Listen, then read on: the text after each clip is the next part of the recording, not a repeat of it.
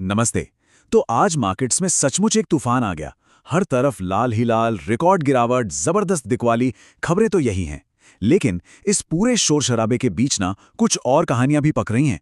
ऐसी कहानियां जो इंडिया की इकोनॉमी की एक अलग ही तस्वीर दिखाती हैं। तो चलिए जरा इन नंबर्स के पीछे झांकते हैं और समझते हैं कि आज असल में हुआ क्या। तो आज मार्केट में जो ये गिरावट आई है ना, इसे समझने के लिए एक शब्द है, परफेक्ट स्टॉर्म।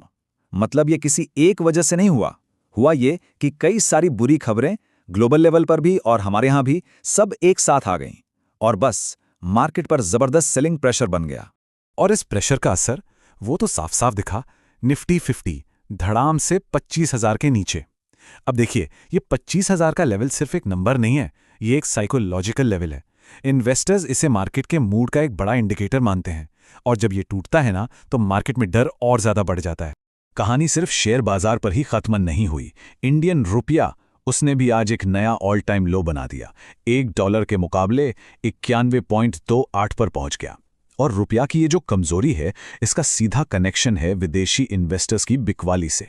तो सवाल ये उठता है कि ये पैसा जा कहां रहा है। आंकड़े देखिए।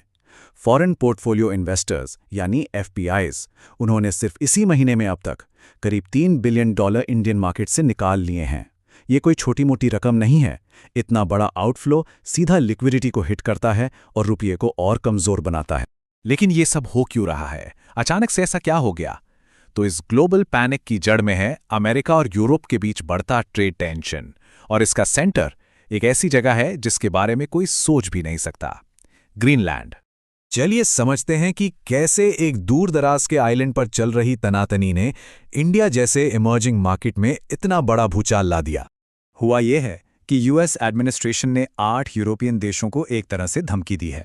कहा है कि अगर मिनरल से भरे ग्रीनलैंड पर कंट्रोल को लेकर बात नहीं बनी तो उनके एक्सपोर्ट्स पर भारी भरकम टैरिफ लगेंगे।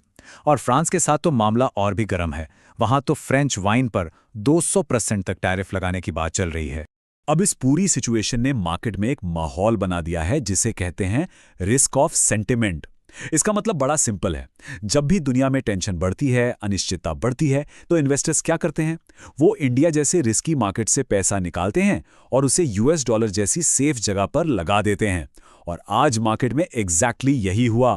लेकिन रुकिए, एक तरफ जहां दुनिया भर में ये डर का माहौल है, वहीं दावोस के वर्ल्ड इकोनॉमिक फोरम से एक बिल्कुल ही अलग कहानी निकल कर आई है। एक बहुत बड़ी, एक बहुत एम्बिशियस कहानी। ये कहानी इंडिया के लॉन्ग टर्म विजन की है। तो मतलब हमारे सामने दो एकदम अलग अलग नैरेटिव हैं। एक तरफ पूरी दुनिया के इन्वेस्टर्स कह रहे हैं, भाई रिस्क मत लो, इंडिया से निकलो, डॉलर खरीदो। और दूसरी तरफ इंडिया के अंदर से ही एक इतना बड़ा इन्वेस्टमेंट प्लान सामने आ रहा है जो देश की ग्रोथ स्टोरी पे एक जबरदस्त दांव है। ये दांव लगाया है अडानी ग्रुप ने। ऐलान किया है अगले कुछ सालों में 6 लाख करोड़ रुपए के मैसिव इन्वेस्टमेंट का। 6 लाख करोड़। अंदाजा लगाने के लिए बता दूं, ये हमारे देश के सालाना एजुकेशन बजट का लगभग 6 गुना है। तो ये सिर्फ एक कंपनी का इन्वेस्टमेंट नहीं है, ये एक ऐसा कदम है जो पूरी इकोनॉमी को एक नई दिशा दे सकता है। और ये पैसा जा कहां रहा है? ये जा रहा है फ्यूचर के सबसे जरूरी सेक्टर्स में। एविएशन में गुवाहाटी को एक बड़ा रीजनल हब बनाने की तैयारी है। डिजिटल इंफ्रास्ट्रक्चर में महाराष्ट्र में बहुत बड़े बड़े ग्रीन डेटा सेंटर्स बनेंगे। और क्लीन एनर्जी में असम में बड़े सोलर प्रोजेक्ट्स लगेंगे। मतलब ये एक बहुत ही स्ट्रेटेजिक इन्वेस्टमेंट है।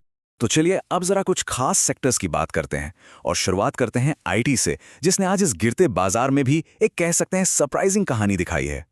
देखिए, आईटी सेक्टर में ना एक बहुत बड़ा शिफ्ट आ रहा है। अब बात सिर्फ एआई के साथ एक्सपेरिमेंट करने की नहीं रही।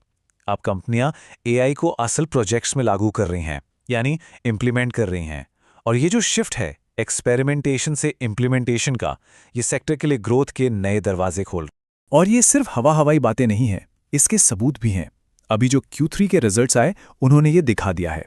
इन्फोसिस और HCL टेक जैसी बड़ी बड़ी कंपनियों ने अपने पूरे साल के रेवेन्यू गाइडेंस को बढ़ाया है। उनके पास बड़ी बड़ी डील्स हैं और वो यूएस के पब्लिक सेक्टर जैसे स्टेबल मार्केट्स में भी घुस रहे हैं। इन सब चीज़ों से इन्वेस्टर्स का कॉन्फिडेंस बढ़ रहा है। अब आते हैं ग्रीन एनर्जी सेक्टर पर। यहाँ कहानी थोड़ी सी कॉम्प्लिकेटेड है। मतलब एक तरफ तो फंडामेंटल्स बहुत मजबूत हैं, बड़े बड़े इन्वेस्टमेंट के ऐलान हो रहे हैं, लेकिन दूसरी तरफ मार्केट का प्रेशर है और कॉस्ट भी बढ़ रही है। एक उदाहरण से समझते हैं।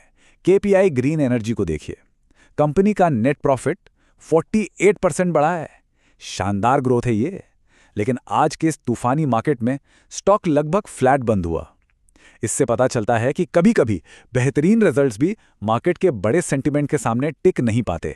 और यहीं पे रुपए की गिरावट एक दोधारी तलवार बन जाती है। आईटी कंपनियों के लिए तो ये अच्छी खबर है। क्यों? क्योंकि उनकी ज़्यादातर कमाई डॉलर्स में होती है और कमज़ोर रुपए का मतलब है कि जब वो डॉलर इंडिया में आएगा तो ज़्यादा रुपए बनेंगे, मतलब ज़्यादा प्रॉफिट। लेकिन ग्रीन एनर्जी सेक्टर के लिए ये बुरी खबर है, क्योंकि उन्हें सोलर पैनल्स, टरबाइन जैसे ज़रूरी सामान इंपोर्ट करने पड़ते हैं और कमज़ोर रुपए की वजह से ये इंपोर्ट अब और भी महंगे हो गए हैं। तो आज की पूरी कहानी का निचोड़ क्या है? बैंकिंग सेक्टर विदेशी बिकवाली का सबसे बड़ा शिकार बना। आईटी सेक्टर प्रेशर में तो था, लेकिन अच्छे गाइडेंस ने उसे बचा लिया। और ग्रीन एनर्जी सेक्टर वो बड़े इन्वेस्टमेंट प्लान्स और बढ़ती इंपोर्ट कॉस्ट के बीच में फंसा रहा। तो आखिर में ये सब हमें एक बहुत ज़रूरी सवाल पर लाकर छोड़ देता है। इस दौर में जहां ग्लोबल झटकों की वजह से मार्केट में रोज उथल-पुथल मची रहती है, क्या सबसे बड़ा रिस्क ये शॉर्ट टर्म पैनिक में आकर सब कुछ बेच देना है, या फिर असली रिस्क उस लॉन्ग टर्म ग्रोथ स्टोरी को नज़रअंदाज करना है जो शायद इन सब नंबर्स और शोर शराबे के पीछे चुपचाप बन रही है? ये सोचने वाली बात है।